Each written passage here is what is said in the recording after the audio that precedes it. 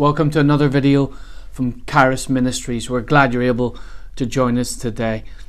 Our passion is to see people trained, equipped and developing for ministry. We're focusing today on part 2 of this idea of community transformation. Our key verse is 2 Chronicles chapter 7 verse 14, where God says, "If my people who are called by my name will humble themselves, pray and seek my face, turn from their wicked ways, then I will hear from heaven." So we have this desire to see transformation in our own lives and in the area in which we live and minister. So how does that come about? In our previous video, we looked at this idea of humbling ourselves and what that means. So I'd encourage you to have a look at that video. Today we're going to look at the second part of that verse and this idea that community transformation needs God's people to pray. If you're a Christian leader, then that's not rocket science. That's something you'll be familiar with. That's something you will encourage others to do. And yet so many statistics, so many surveys suggest that the average church pastor, the average church leader only prays for 7 minutes a day. Depending on what country you come from, you may spend a lot more time in prayer. I've found in my travels that people in Asia, people in India, Pakistan, other countries would spend a lot more time in prayer. Often in the Western world, we spend less time. And so we have things to overcome, we have things to learn, we have challenges, and we can follow the example of the Eastern Church. But nonetheless, we come back to that basic point that if we're going to see community transformation, then we need to pray. We need to be people of prayer. There's lots of books and resources on that. Bill Hybels talks about Too Busy Not to Pray. J. Oswald Sanders talks about a number of areas of praying books, and we can put some resources at the end of this video. But I want to ask you a question, and I want you to think about this for a moment. We know we need to pray, but really, what kind of prayers should we be praying?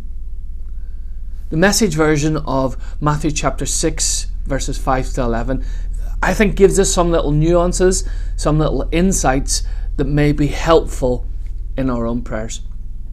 And when you come before God, don't turn that into a theatrical production. All these people making a regular show out of their prayers, hoping for stardom. Do you think that God sits in a box seat? Here's what I want you to do. Find a quiet, secluded place so you won't be tempted to role play before God. Just be there as simply and honestly as you can manage. The focus will shift from you to God, and you will begin to sense His grace. The world is full of so-called prayer warriors who are prayer ignorant. They're full of formulas and programs and advice, peddling techniques for getting what you want from God. Don't fall for that nonsense. This is your Father that you're dealing with, and He knows better than what you need.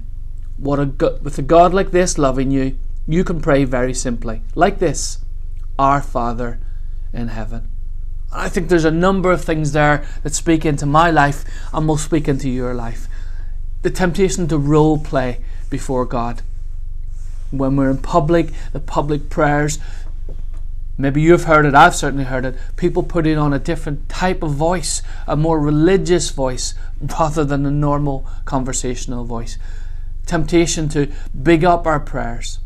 And God tells us, no, make your prayers secluded, make them alone so that you can be honest and yourself before God.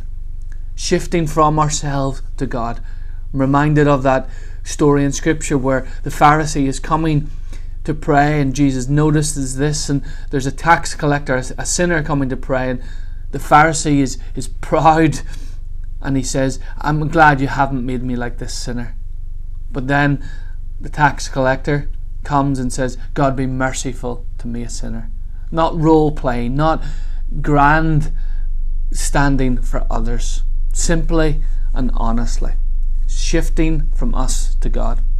The other thing that I notice in this verse is the so-called formulas and prayer warriors presenting ideas that these 7 steps will guarantee you success. I'm afraid I just don't see that in the Bible. Jesus tells us to be honest, to be asking, to keep on asking, and to keep on seeking. We're not trying to twist the arm of a reluctant God, but we do need to persist sometimes in prayer. I think the other thing that's important to realize is that we're coming to Father. Father knows our needs. Father knows what we require for ministry. He knows what we require for life. So I think if we can come to God honestly, without role playing, focusing on Him, not driven by formulas or techniques, and realizing we're come to the Father, that can bring a real shift in our prayer. Jesus encouraged in the Gospels around 100 times the idea of God as Father, a revolutionary idea in His own time. So we're coming to Father. I think one of the key factors for us in thinking about prayer and learning about prayer is that prayer is about dependency. It's an expression of humility, certainly, and it is about dependency on God. We're coming and recognizing that we can't add a single hour to our life, as Jesus said in Matthew 6. We can't achieve anything. Apart from Him, we can do nothing, He says in John 15.